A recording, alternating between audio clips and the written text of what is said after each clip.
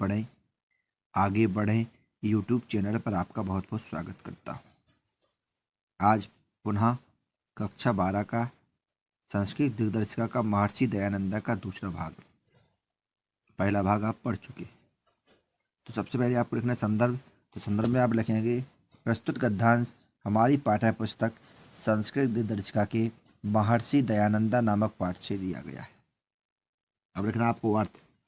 अर्थ में क्या लिखेंगे आप? सप्त 10 माने 17, 7 और 10, वर्षाणी माने वर्ष, यावत माने तक, अमरत्व माने अमरता, प्राप्ति माने प्राप्ति के, उपायम माने उपाय को, चिंतन माने सोचते हुए, मूल शंकरा माने मूल शंकर, ग्रामात माने गांव से, ग्रामम माने गांव, नगरात माने नगर से, नगरम माने नगर, वनात माने वन से यानी जंगल से, वनम माने वन, पर्वतात माने पर्वत से, पर्वतम माने पर्वत, अभ्रमत माने घूमे या भ्रमण करते रहे, परम लेकिन, ना नहीं, अविंदत पाई, अतितराम अधिक, तृप्तिम संतुष्टि। तो 17 वर्ष तक अमरता प्राप्त करने का उपाय सोचते हुए मूल शंकर गांव से गांव, नगर से नगर, वन से वन, पर्वत से पर्वत पर भ्रमण करते रहे, लेकिन इनके मन ने अधिक संतुष्टि नहीं पाई। अनेकेभ्य अनेकों, विद्वत्भ्य विद्वानों से, व्याकरण व्याकरण, वेदांत वेदांत आदि आदि, शास्त्राणी शास्त्रों, योग विद्या चा और योग विद्याओं को अशिक्षित सीखा। इन्होंने अनेक विद्वानों से व्याकरण वेदांत आदि शास्त्र और योग विद्या को सीखा। नर्मदा तटे, नर्मदा के तट पर चा और पूर्णानंद सरस्वती नामक सन्यासिना सन्यासी के सकाशात पास जाकर संन्यास गृहीतवान ग्रहण कर लिया या ले लिया। और नर्मदा तट पर पूर्णानंद सरस्वती नामक सन्यासी के पास जाकर के सन्यास ले लिया। दयानंद सरस्वती इति इस प्रकार नाम चा और अंगीकृतवान स्वीकार किया। और दयानंद सरस्वती इस प्रकार नाम स्वीकार किया।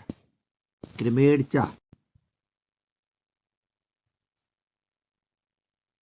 चा और क्रमशः मथुरा नगर से आगतेभ्य आने वाले जनेभ्य लोगों से, दंडी ब्रजानंद स्वामी के पुण्यम पवित्र यश को श्रावम सुनकर यानी बार बार सुन करके, 17 एकोनविंशति 1917 माने 100 यानी 1917 विक्रम अब्दि माने विक्रम संवत यानी विक्रम वर्ष में, असौ वह भगवान श्री कृष्ण की जन्मभूमि मथुरा नगरी अगच्छत गए।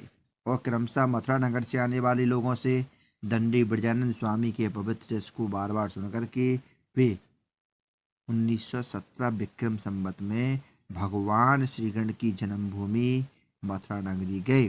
तत्र वहाँ गुरु रूपी कल्प वृक्ष, वेदांग प्रवीणम वेद वेदांगों में प्रवीण, विलोचनम अपि आगम लोचनम, विलोचन अपि मतलब नेत्रहीन, अपि मान भी, आगम लोचनम आगम मतलब ज्ञान, शास्त्र रूपी लोचन माने नेत्रों वाले, साधु स्वभाव वाले, गुरु ब्रजानंद के अभिगच्छत पास गए। और वहाँ गुरु रूपी कल्पवृक्ष वेद वेदांग में प्रवीण, नेत्रहीन होते हुए भी ज्ञान रूपी नेत्र वाले, साधु स्वभाव वाले गुरु ब्रजानंद के पास गए। भक्ति से प्रणाम करके चा और भक्ति पूर्वक प्रणाम करके, विद्या अध्ययन की उत्सुकता निवेदित की या जताई। और भक्ति पूर्वक प्रणाम करके अपनी विद्या अध्ययन की उत्सुकता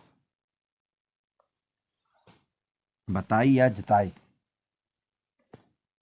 गुरु ब्रजानंद भी कुशाग्र बुद्धि माने तीव्र या तेज बुद्धि वाले, इमम माने इनको, दयानंद को 3 वर्षाणी 3 वर्ष तक, यावत तक, पारणे की अष्टाध्यायी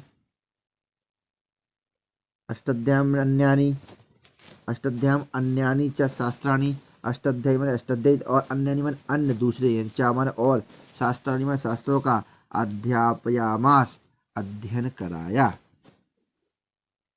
और गुरु ब्रजानंद ने भी तीव्र बुद्धि वाले इन दयानंद को 3 वर्ष तक पाणिनि के अष्टाध्यायी और अन्य शास्त्रों का अध्ययन कराया। समाप्त विद्या, विद्या समाप्त करके दयानंद ने परम श्रद्धा से गुरु को अवदत बोले या कहा। तो विद्या समाप्त करके दयानंद ने परम श्रद्धा से गुरु से कहा, भगवान अहम मैं अकिंचिंतया, अकिंचिंता माने होता है गरीबी, निर्धनता। तो गरीबी होने के कारण तन मनोभ्याम, तन और मन से यानी शरीर और मन के साथ, समम माने साथ, केवलम माने केवल, लवंग जातम लौंग यो ही, समानीतमानम अस्मि साथ में लाया हूँ। हे भगवान, मैं गरीब होने के कारण शरीर और मन के साथ केवल लौंग ही साथ में लाया हूँ। अनुगृहणातु, अनुगृहित करें, भगवान आप अंगीकृत स्वीकार करके, मदीया इमाम गुरु दक्षिणाम, मदीया माने मेरी, इमाम माने इसको, गुरु दक्षिणा माने गुरु दक्षिणा, आप मेरी इस गुरु दक्षिणा को स्वीकार करके मुझे अनुगृहित करें। जय हिंद, जय भारत।